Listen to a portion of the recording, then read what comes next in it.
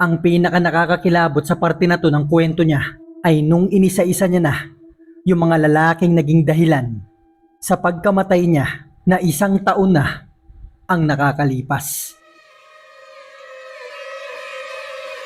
Ang kwento na to ay isa na yata sa pinaka nakakakumbinsidong kwento ng reincarnation.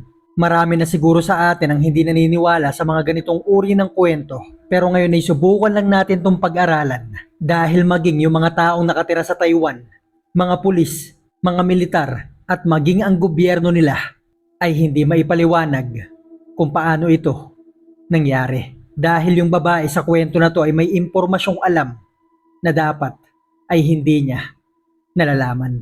At kung kagaya kitang mahilig makinig sa mga ganitong uri ng kwento, mga horror, mystery, mga solved and unsolved cases, ay ilike mo na tong video na to and don't forget to subscribe. Simulan na natin ang kwento.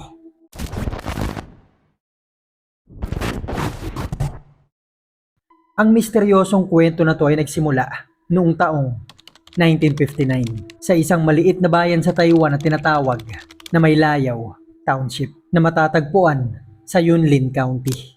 Si Wu Chude ay nagmamadali ng nagbabike pa uwi sa kanila. Galing siya sa pagbabantay sa negosyo nila. Nagmamadali siya dahil nag-aalala siya sa asawa niyang medyo malala na yung kalagayan. Ang pangalan ng asawa niya ay si Lin Wang Yao na ilang buwan nang inaalipin ng sakit sa baga. Ilang beses na itong muntikang mamatay dahil hindi ito makahinga minsan. Kaya naman sa mga makalipas na mga buwan ay pabalik-balik yung doktor sa lugar nila, sa bahay nila Wu. Yung mga nakaraang linggo nga ay sinabihan na ng doktor si Wu na ihanda na yung mga sarili nila dahil mukhang hindi na magtatagal yung asawa nitong si Lin. Hindi ito matanggap ni Wu dahil wala pang 40 taong gulang yung asawa niya. Pagkatapos ay maririnig niya yung ganitong uri ng balita. Habang nagbabike siya pa uwi, yung ilan sa mga kapitbahay niya ay nakakasalubong niya. Yung ilan dito ay namamalengke, iba nagtatanim, nagdidilig, nagsisiga. Binabati niya yung mga to, pero yung mga kapitbahay niya ay hindi na siya binabati kagaya ng dati. Dati tuwing nakikita siya ng mga to ay kinakamusta yung asawa niya, nakikipagkwentuhan sa kanya, pero ngayon ay hindi na siya ng mga to kinakausap. Hindi niya malaman kung ano ang dahilan. Sinisisi ba siya ng mga to dahil nagkasakit yung asawa niya? May ginawa ba siyang bagay na ikinasama ng tingin ng mga kapitbahay sa kanya? Ano man yung dahilan nito ay hindi niya malaman. Yung mga bagay na to ay hindi niya na masyadong iniintindi dahil masyado na siyang maraming iniisip sa bahay nila. Pag uwi ni Wu sa kanila ay nakita niya na dito yung asawa niya nakahiga sa kama nila, paubo-ubo, habang yung mga anak nila ay nag-aasikaso naman dito. Kinagabihan ay nagsimula ng linisin ni Wu yung asawa niyang si Lin. Minasahe niya yung mga paa nito hanggang sa nahulog na ito sa pagkakatulog. Siguro dahil na rin sa pagod ni Wu, makalipas ang ilang minuto ay nakatulog na siya nang nakayakap sa asawa niya. Kinabukasan ay dumating na nga yung kinakatakot nilang lahat. Si Lin ay hindi na humihinga. Ipinatawag kaagad ni Wu yung doktor sa lugar nila at kinumpirma nito na patay na nga si Lin. Bagaman sa nakalipas na mga linggo ay sinubukan na ni Wu ihanda yung sarili niya, maging ng mga anak niya, sa pagdating nung araw na yon, pero syempre hindi pa rin nila napigilang umiyak at masaktan. Sa kabilang banda naman naisip din nilang mas okay na rin siguro to kaysa patuloy na mahirapan si Lin. Kaya naman nung buong araw na yun ay ginugol nila yung mga oras nila sa paglilinis kay Lin at sa paghahanda sa burol nito. Sa Taiwan noong mga taon na to, 1950s, kagaya lang sa Pilipinas yung pagbuburol. Lilinisin ito, ilalagay sa kabaong at ibuburol sa sarili nitong bahay sa loob ng 3 hanggang 7 araw. Sa paglipas ng unang mga araw ay unti-unti na nilang natatanggap na wala na talaga si Lin. Nung unang 3 araw ay nagdatingan yung mga kamag-anak nila sa malalayong lugar, mga kaibigan, mga katrabaho, mga kapitbahay at mga kakilala para sa huling pagkakataon ay makita si Lin at damayan yung mga pamilyang naiwan nito. Hanggang sa dumating na nga yung pang-4 na araw. Umaga nun halos lahat ay nag-aasikaso sa aalmusalin nila habang si Wu ay natutulog pa sa tabi ng kabaong ng asawa niya.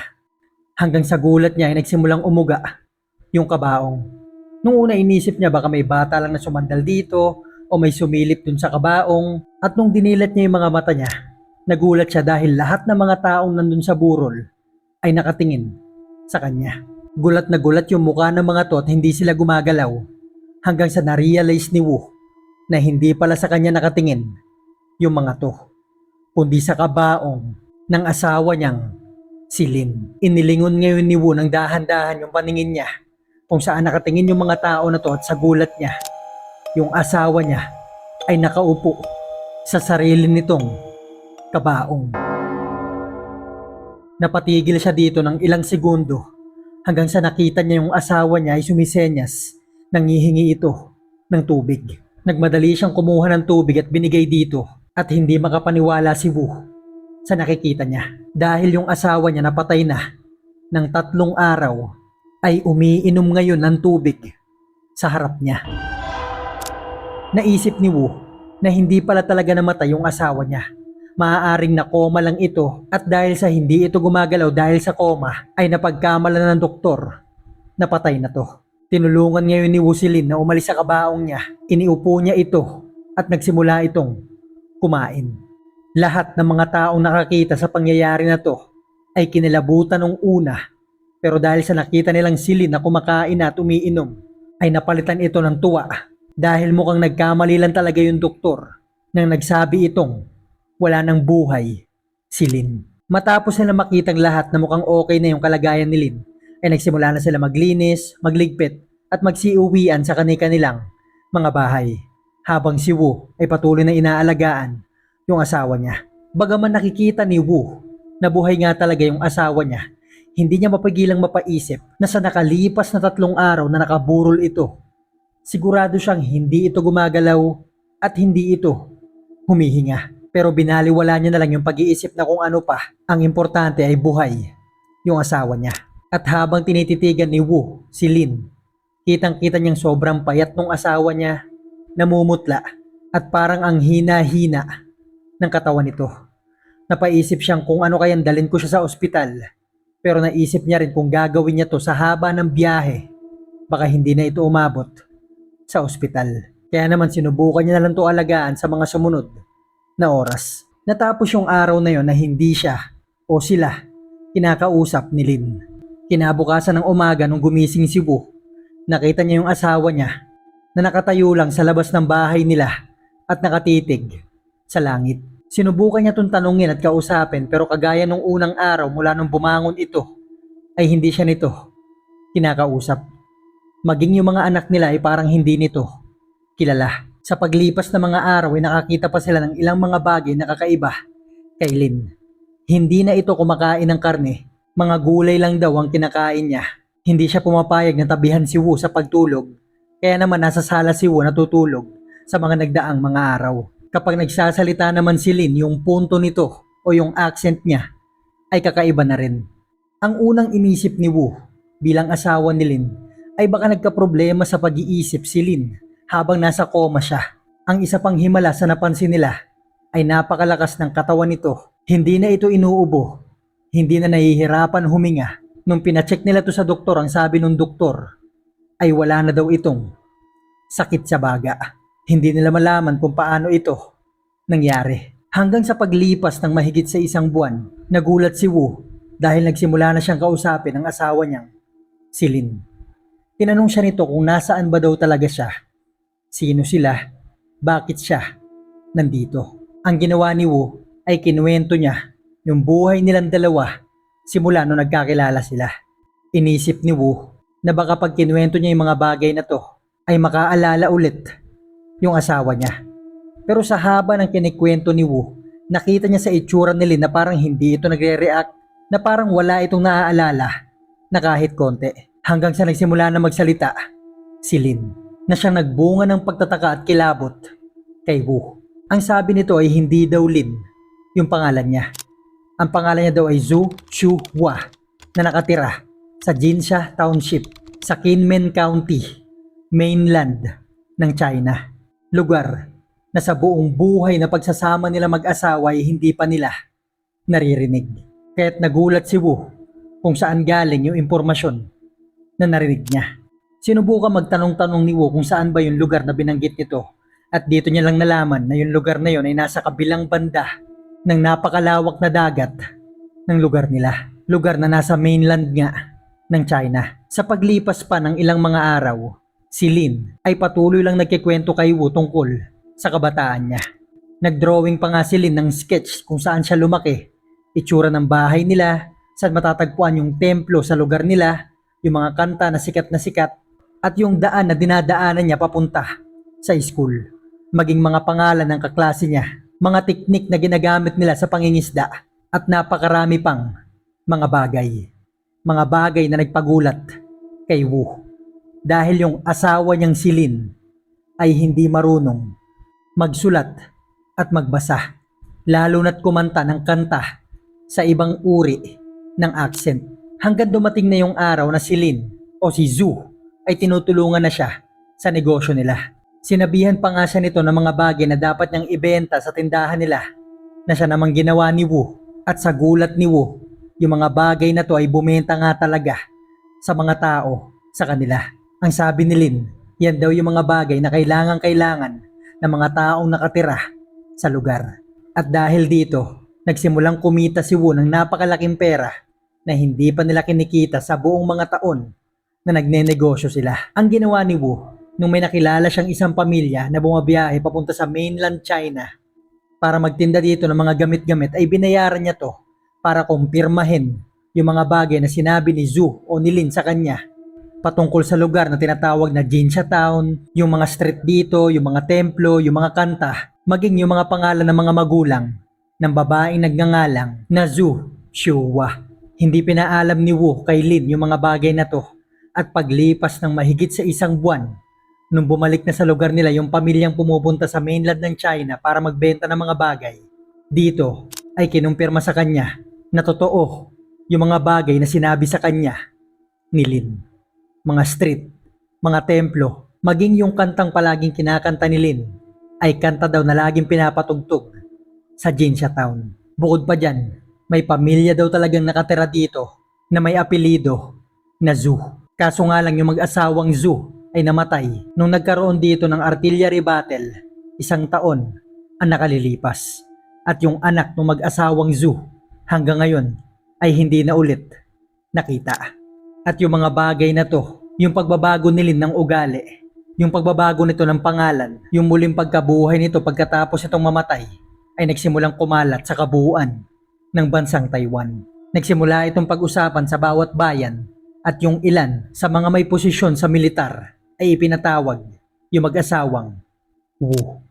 Balak nilang ipa-check up si Lin kung ano ba talaga nangyayari dito. May sakit ba siya sa pag-iisip? Naapektuhan ba yung utak niya dahil sa coma? At bakit kaya nagsimula magbago yung ugali nito?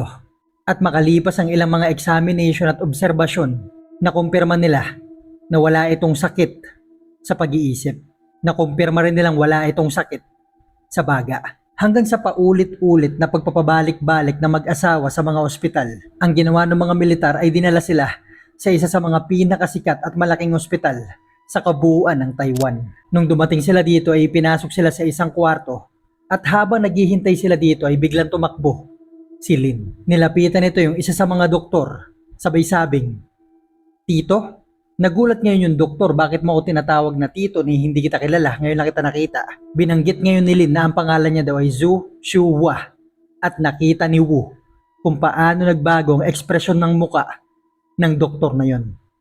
Gulat na gulat yung doktor. Ang ginawa ng doktor na to ay pinatawag niya yung asawa niya, at nung dumating dito yung asawa ng doktor, sinabihan naman ito ni Lin na tita. Nagulat ngayon yung mag-asawang doktor sa sinabing pangalan ni Lin. Dahil may pamangkin silang 18 taong gulang na babae na ang pangalan ay Zhu Shuhua na nawala. Mahigit 1 taon na ang nakakalipas nung nagkaroon ng artillery war sa Kinmen. Para makumbinse yung mag-asawang doktor ay nagsimula ulit magkwento si Lin. Binanggit ni Lin lahat ng mga pangalan ng kamag-anak nilang nakatira sa Kinmen, saan siya nag-aral, sino mga kaklase niya, mga anak ng mag-asawang doktor na to, mga kapatid ng mga to, mga kapatid ng mga magulang ni Zhu, at mga bagay na ginawa nila nung bata pa siya. Kumpirmadong mga bagay na kabataan nga talaga ni Zhu Shuhua na pamangkin nilang dalawa. Nagpatawag sila ngayon ng mga psychiatrist, mga pulis, maging ng mga taong may posisyon sa gobyerno para ikwento yung mga bagay na to. At habang nakikinig yung mga taong may posisyon na to, ay nagsimula magkwento si Lin o si Zhu sa kung ano ba talagang nangyari sa kanya. Nung pumutok yung artillery war sa Kinmen noong 1958 ay isinakay siya ng mga magulang niya sa isang bangka. Dala-dala yung mga alahas, mga ginto at pilak na galing pa sa mga ninuno nila. Sinubukan pang hintayin ni Zhu yung mga magulang niya pero hindi na yung mga to nakabalik. Hanggang sa nagsimula ng paandarin yung bangkang sinasakyan niya. Mahigit mga 20 mga tao silang nakasakay dito. Balak sana nila noon na pumunta sa ibang parte ng bansa. Ang kaso nga lang, yung captain ng bangka ay sugatan. Makalipas pa lang ang ilang araw, ay namatay na to. At dahil walang may alam sa kanila kung paano kukontrolin yung paglalayag ng bangka, ay patuloy lang silang inaagos ng tubig ng dagat kung saan-saan, umaasang may makakita sa kanilang mga mangingisda. Mahigit 3 linggo ang nakalipas na pagsabay nila sa mga alon ng dagat. Dahil wala na sila makain, nagsimula ng mamatay lahat ng mga kasama ni Zhu. At bago rin siya mamatay, ay nakasalubong yung bangka nila ng ilang mga mangingisda. Sinubukan pa siyang tulungan ng 5 mga mangingisda na to. Pinapainom siya, pinapakain sa paglipas ng ilang mga araw. Ang kaso nga lang, nung nalaman ng mga mangingisda na may daladala si Zhu na mga alahas na alam nilang mabebenta nila sa napakalaking halaga, ay nagsimula na sila mag-usap-usap kung dapat pa ba nilang buhayin si Zhu. Nagsimula makiusap si Zhu sa kanila na buhayin siya. Papayag siya maging katulong nila, maging asawa, maging utusan. Basta buhayin lang siya. Na yung isa pa nga sa 5 mga mangingisda na to na ang pangalan ay Ching daw, ay sinabihan yung mga 4 na kasama niya na pabayaan na itong mabuhay. Pero ang sabi ng 4 na mga mangingisda kay Ching daw, kapag nangialam daw siya, ay isasama siyang mamamatay. Kaya hindi na siya nangialam. At ang ginawa ng mga mangingisda ay itinapon nila si Zhu sa gitna ng karagatan. Sinubukan pa ni Zhong lumangoy hanggat sa abot na makakaya niya, hanggang sa inabutan na siya ng pagod at nagsimulang malunod. Ang sumunod na naging alaala niya ay nung uhaw na uhaw siya at gutom na gutom. Nung umupo siya mula sa pagkakahiga, ito na yung punto na nabuhay si Lin mula sa pagkakapatay nito.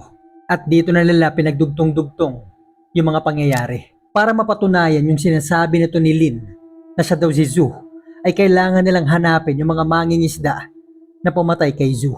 At mula dito ay ipinangalat ng mga pulis ang pangalang Lin Ching daw na isang mangingisda.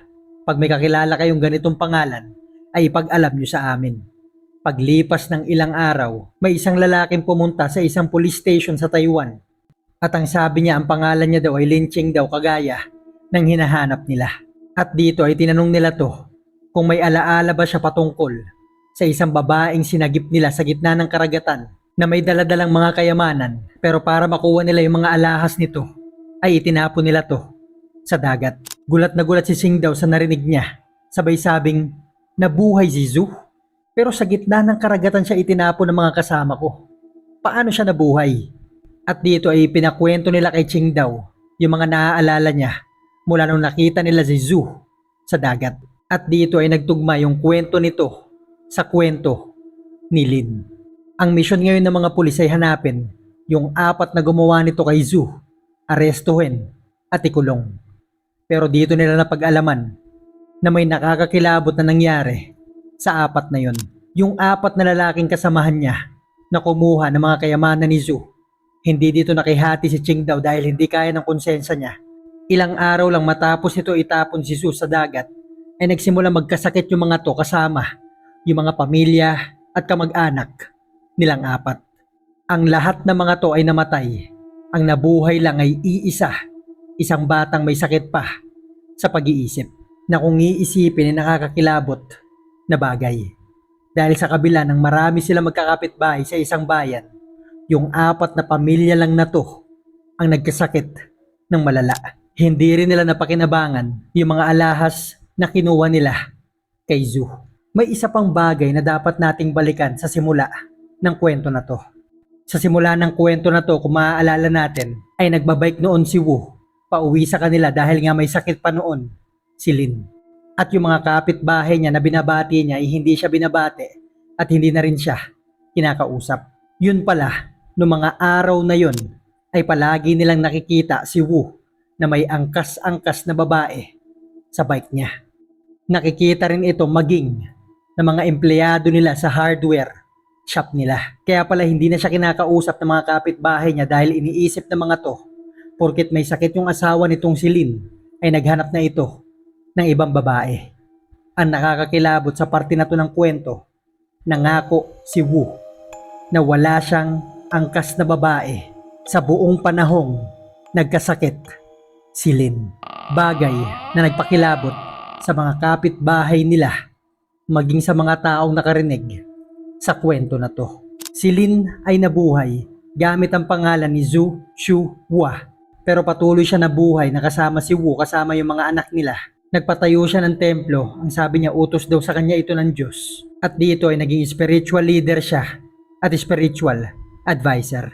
Habang ang kaso naman na pagkawala ni Zhu Shu Hua, imbis na missing person, ay ginawa nila tong murder case. Katunayan na ang mga investigador, maging ang gobyerno ng Taiwan, ay naniwala sa kwento ni Lin o ni Zhu. Si Zhu ay patuloy na namuhay at namatay noong 2018 sa edad na 76. Ang pangalan ni Wu Lin at pangalan ni Zhu Shu Hua ang ginamit nila sa burol nito. Sa mga kwento ng reincarnation, ang kwento na to ang isa sa mga pinaka nakakakumbinsi sa lahat. At kung umabot kayo sa parte ng kwento na to, ay gusto ko lang malaman sa channel ng Dark Archives, ano bang mga uri ng kwento ang mga pinakagusto nyo? Mga horror ba? Mga mystery? O mga solve at unsolved cases? I-comment nyo na lang sa video na to yung sagot nyo at magkita-kita na lang tayo sa susunod na kwento.